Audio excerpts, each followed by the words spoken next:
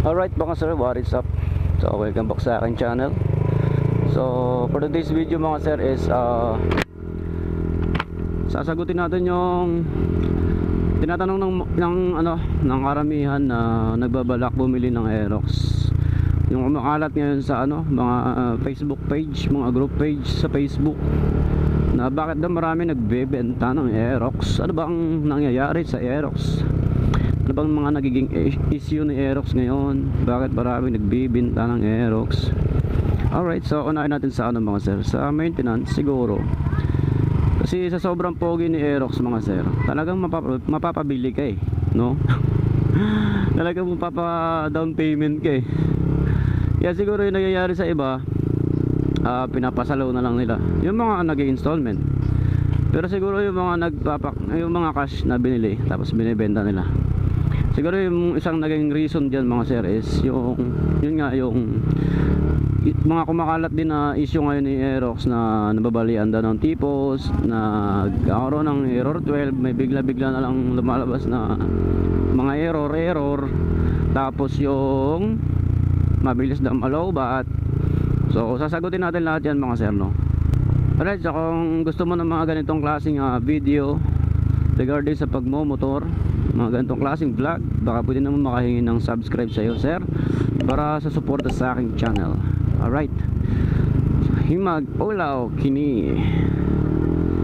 Paunahin natin sagutin yung mga sir, yung sa tipos, yung nababali daw yung tipos ni Aerox. So para sa akin mga sir is nakadepende sa paggamit, no? Siguro kung hindi naman siguro hindi natin mababangga yung ating Aerox, hindi naman siguro magkakaroon ng lamat, no, yung tipos natin.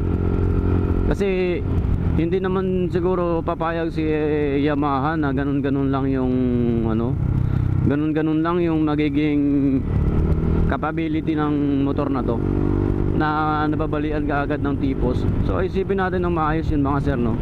Hindi naman siguro ganun kalambot yung mga pyesa na nilalagay dito sa motor na to. Hindi naman siguro sila papayag ng ganun. Kasi syempre masisira yung pangalan nila. Kaya yung pagdating sa ganun mga sir, nakadepende yun sa paggamit natin. So may papakita ko sa inyong mga sir, isa sa mga reason siguro na nakikita ko kung bakit nangyayari yun sa iba. So ipapakita ko sa inyo mga sir, no, yung isa sa reason siguro kung bakit nangyayari yun sa iba is yung dito mga sir, yung nababalian sila ng tipos. Ito kasing na to mga sir, goma na to. Pag hindi nyo to nalilinisan, no, kinakalawang yan, yung loob nyan. Yan yung pinakatipos natin, yung nakakonect sa manubela. Kaya pag kinalawang yan, kinain ng kalawang yan, hihina na yung syempre hindi na solid yung bakal nyan, yung tipos nyan. Kaya mas maganda na may maintenance natin ito. Tanggalin lang natin itong rubber na ito mga sir. Makikita nyo yan, may butas dyan. So kinakalawang yan, no. So yung ginagawa ko dyan, syempre nililinisan ko muna. And then after ko siya malinisan mga sir, nililiha ko yon para matanggal talaga yung kalawang. Hindi pala, bago ko siya lihain, ini-sprayan ko muna siya ng W40. So kapag na-sprayan ko na, babad ko muna siguro mga 5 minutes to 10 minutes. Then saka ko siya lilihain. Then hugasan ko ulit ng tubig na may sabon.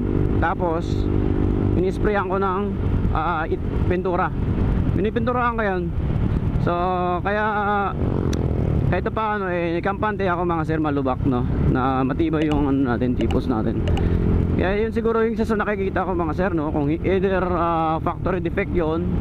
So ito yung nasa unahan ng motor natin, yung rubber na yun yung pinakita ko sa inyo. So kailangan yung ilinisin rin yun mga sir, kasi delikado yun kapag yun nga, sabi ko kanina, pag yun kinalawang, kinain ng kalawang, syempre ihina yung quality ng bakal na pinagkakabitan ng tipos natin. So yun yung isa sa baka naging dahilan, no. Right, so yung next natin mga sir is maintenance ni Aerox, no. Baka yung iba kasi hindi talaga ganon ka-stable yung trabaho, tapos na kuha nila yung motor na to, or gusto lang nilang mag-upgrade, no. Gusto nilang mag-upgrade, kaya binibenta nila yung motor nila. Gusto nilang mag-upgrade ng 400 o pataas, or gusto nilang mag-manual na lang. So yan yung isa sa mga nakikita kong reason mga sir. Sa maintenance naman kasi hindi naman ganun kabigat yung maintenance ni Aerox, lalo't nasa 150cc category lang naman ito. Pero yun nga, katulad sinabi ko, hindi sila nagkakaroon ng stable na trabaho. Baka yun yung isa sa dahilan kaya binibenta nila. Baka mas pinili na lang nila na bumili ng mas mababang cc like 125, 110, yun.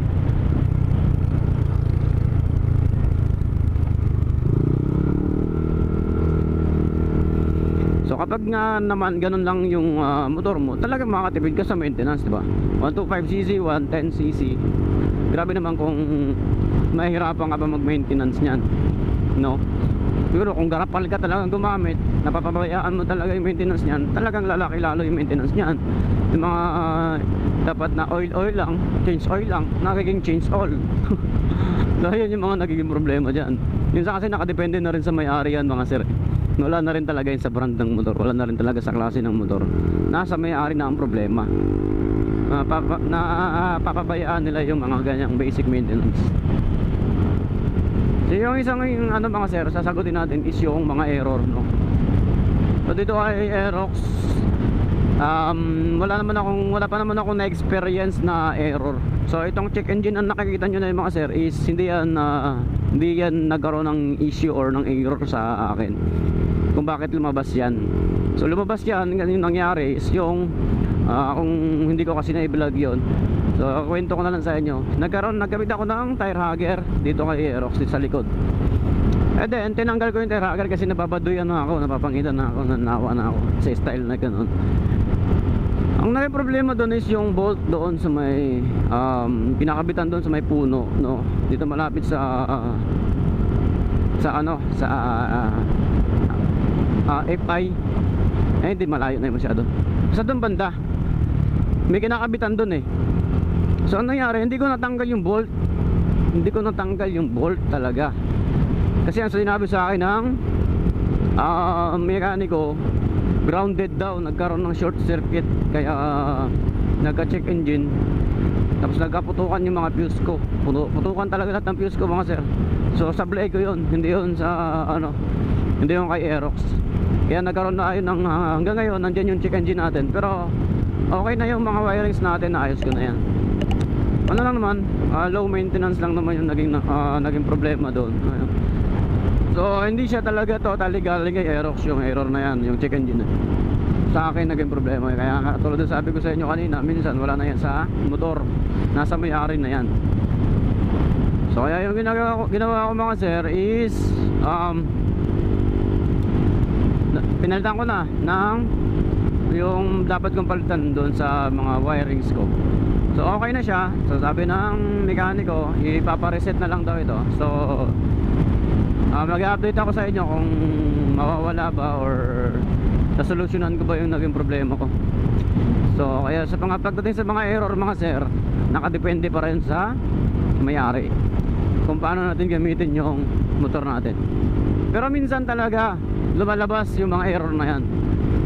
Katulad ng error 12, talagang yan, horror nga ng tawag nila dyan, horror 12 yan eh. Kasi napakahirap niyan i-troubleshoot. So marami namang mga sir, mga mekaniko ngayon na kumakalat sa YouTube, mga vlogger. Search nyo sila, how to troubleshoot the error 12.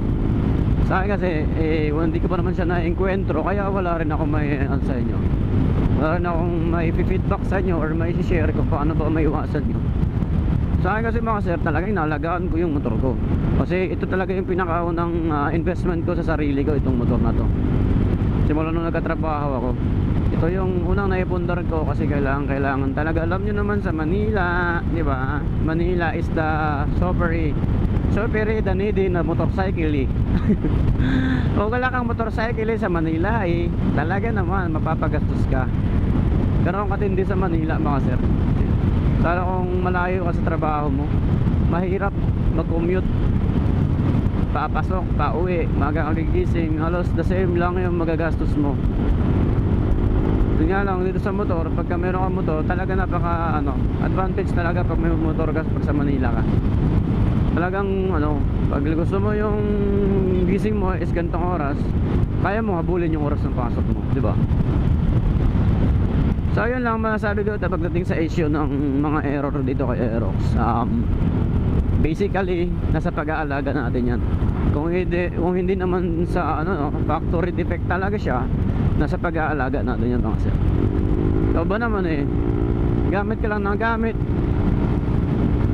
ultimo pag washing hindi mo magawa, ultimo pag cover ng motor mo hindi mo magawa, change oil hindi mo magawa. So yung mga ganun basic kasi dapat na maintain natin yan mga sir, para kahit pa paano hindi tayo mamroblema dito sa motor natin. And then isa pa sa mga siguro naging issue dyan mga sir, bakit binibenta nila yung Aerox nila is baka gusto nila yung naglo-long ride, no? Kasi dito kay Aerox talagang hindi ka ano, hindi naman sa hindi ka magiging komportable, ano lang, maninibago ka talaga kapag stock, lalo kapag stock yung suspension mo dito kay Aerox. Nako, talagang tatagtagin talaga yung katawan mo sa tagtag ng suspension nito. Kaya siguro yun yung isa sa mga ano nila, unang pinapalitan nila itong suspension ni Aerox. Pero naging problema sa iba, kapag naglo-long ride kahit na aftermarket na yung suspension, hindi sila nagiging komportable. Unang-una yung pwesto ng katawan, medyo sub-sub ka kasi dito mga sir. Hindi naman sa sub-sub, medyo down ano lang, nakababa yung forma ng kamay mo. Hindi katulad sa NMAX, ADB, PCX, medyo nakaganon ka dun eh, medyo nakaangat yung kamay mo dun. Kaya yung ano mo, yung katawan mo medyo naka-straight, no, yung likod mo. Tapos dagdag mo pa dyan yung pwesto ng paa. Dito kasi kay Aerox, alam nyo naman yan, no? Naka-normal, parang naka-sitting position ka lang dito, yung apakan mo dito kay Aerox. Pero doon sa NMAX, ADB, PCX, naka-ano ka doon, pwede mong i-stretch or i-straight yung paa mo doon, pwede mong i-unat, makakapag-relax ka.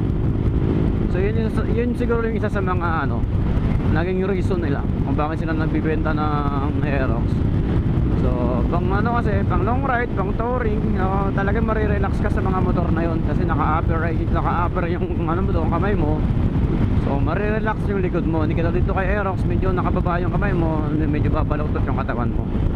Kaya yun, yun yung isa sa mga nakikita ko kung bakit nila binibenta. Pero sa akin naman, ang counter natin dyan is nakadepende yan, no? Nakadepende yan kung paano mo i-handle yung katawan mo during your long ride, during yung rides, okay? Sa akin kasi ginagawa ko mga sir, hindi ko talaga pinipilit. Pag kakangalay, pinapahinga ko, di ba? Isa-dalawang oras, okay na yun sa akin, diretso. Isa-dalawang oras na diretso, okay na ako doon. Nagpapahinga na ako nyan. Minsan, pinakamahaba 3 hours. Pero bihira lang ako mag 4 hours na diretso dito kay Aerox. Kasi talagang nakakangalay, no? Mangangalay ka talaga pag pinilit mo. Kung ako kasi ginagawa ko, pag makaramdam ako ng ngalay, pahinga na ako nyan. 10 to 20 minutes siguro makaka-recover ka na nyan, no? Grabe na yun, mahaba-haba na yun para makarecover yung likod mo. Bakbaka na ulit. Saka na yung ginagawa ko. Siguro yung iba gusto nila dire-diretso yung biyahe, pahinga lang pa pakain or i-picture, may bibidyoan silang lugar or magagas sila. So dito kay Aerox, pwede mo namang gawin yun. Yun nga lang, pasanayan. Depende sa'yo. Pag hindi ka talaga sanay or hindi mo kayang sanay yung sarili mo dito kay Aerox, wala talaga. Talaga mabibenta mo tong motor na to, no? So yun lang mga sir. Yun ang isa sa mga nakikita ko kung bakit gusto nilang ibenta or bakit marami nagbibenta ng Aerox. Gawa din ng marami na rin kasing bagong labas na mga scooter ngayon na talaga namang napapalaway ka talaga. Kompleto talaga sa features. Makita mo sa formal, lalo na yung bagong labas na ADB 160, grabe yun, solid yun. Dual sport na scooter yun. Pwede mo siyang i-off-road, on-road, grabe, diba? Tapos maporma na. Pero hindi ka naman iniiwan yung forma ni Aerox talaga mga sir. 100% talaga boto kay Aerox pagdating sa looks, pagdating sa itsura. Talagang yan, Aerox yan, matik yan. Napaka-forma talaga ni Aerox. Sarap bumakbak.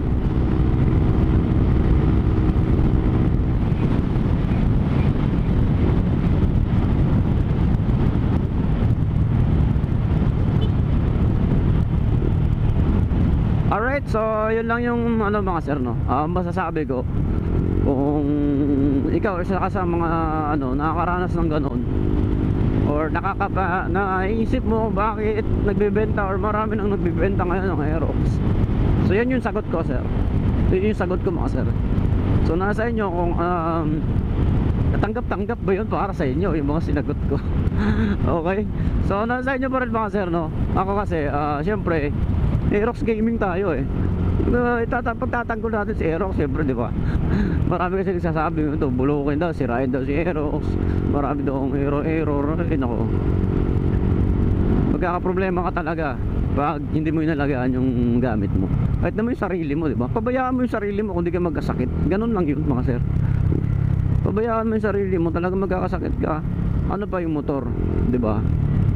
Na kailangan mong check upin lagi, kailangan mong i-double check palagi kung may kailangan ka bang maintenance, may kailangan kang palitan, diba?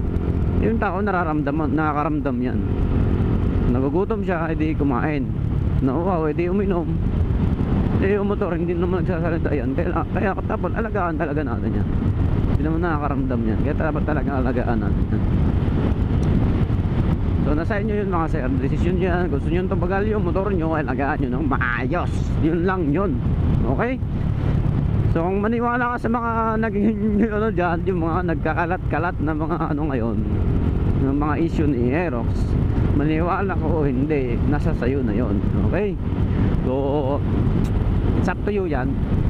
Pero yun nga, payo ko sa inyo, alagaan nyo ng maayos yung motor nyo. Kahit anong klaseng motor yan, nagkakaproblema talaga yan pag pinabayaan mo yan. Ha? Ganun lang yung kasimple mga sir. Alamang, pero syempre darating talaga sa time na kailangan mong i-maintenance yung ano, motor mo. Hindi naman kasi yan only na gamit eh. Hindi naman kasi lifetime yung buhay niyan. Bagay lang yan eh. Lumilipas yan eh, nasisira yan. Pero kung aalagaan mo ng maayos, tatagal yan. Pero kung papabayaan mo, abay, siyempre sasakit ulo mo dyan, baka mapaanot ka na lang, nakakamot ng ano, may problema ka na naman sa motor mo. Okay, so yan lang mga sir. At sana patuloy nyo suporta ng aking mamunting channel. Pakisubscribe nyo na rin mga sir, no? Kung hindi ka pa nakasubscribe dito sa channel ko, baka pwede naman makasubscribe dyan. Woo! Suportahan nyo naman ang channel ko. Hindi naman tayo nagmamadali, pero baka pwede naman, no? Marami namang nakakapanood ng mga video ko dyan. Pindutin nyo yung subscribe. Ayun mga sir, maraming salamat sa mga nagsasubscribe sa channel ko na to. Hindi ko alam kung bakit kayo nagsasubscribe. Maraming salamat sa inyo. Kung pala rin tayo lumaki itong channel natin, yan, gaganahan talaga tayong mag-upload na mag-upload, no? So sa mga ganito, siyempre beginners pa lang naman tayo. Yan pa lang yung kaya natin yung content, yan pa lang yung kaya natin yung vlog.